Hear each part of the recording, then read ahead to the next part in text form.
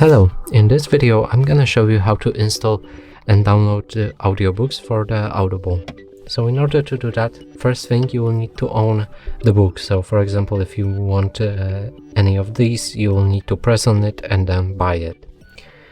Then after you actually bought it, you'll need to go to library, select the book that you want to download, and press on the three little dots right next to it.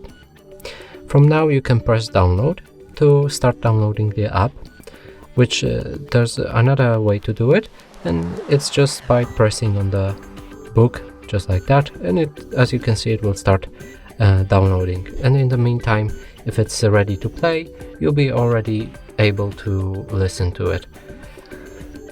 So yeah, that's it for this video. Hope you like it. Please consider subscribing to our channel, leave a like and a comment below.